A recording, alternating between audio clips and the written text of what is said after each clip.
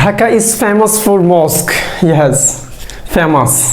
আবার আমি বললাম এই ফেমাস থেকে ফেমড। দেখেন ফেমাস বললে আপনি ডিরেক্টলি বলছেন বিখ্যাত। এখন আমি যদি বলি ফেমাস না বলে ইনফেমাস, তখন আপনি বলছেন বিখ্যাত না বলে কুখ্যাত। তার মানে ফেমটা হলো খ্যাতি অর্থ দেয়। এখন এই ফেমড ঠিক তেমনি একইভাবে বিখ্যাত, খ্যাত। এখন এই ইনফেমাস শব্দটিকে আমি যদি লিখি ইনফেমি, ঠিক তেমনি একই অর্থ দেয়, কুখ্যাত। আবার আমি এই ইনফেমিটাকে যদি আমি লিখি ডিফেম, দেখেন এইখানে আমি এই কাজটা করেছি, এখানে ডিইটা হলো প্রিফিক্স। এই ডিইটাও যেমন ইনটা যেমন নেতিবাচক অর্থ দেয়, ডিইটাও যেমন তেমন নেতিবাচক অর্থ দেয়, ঠিক তেমনি ডিফেম অর্থ কুখ্যাত। আমি ডিই প্রিফিক্সটা নিয়ে কথা বলেছি আপনাদেরকে আগেও। কিংবা আমি এটার অর্থ এরকমও করতে পারি যে কুখ্যাত না বলে বদনাম করা।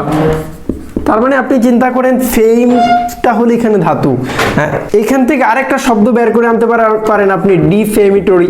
এখন এই ডিই মানে নেগেটিভ, এখানে ডিই মানে নেগেটিভ, এখান থেকে আমি শব্দের অর্থ করে আনলাম যে মানহানিকর।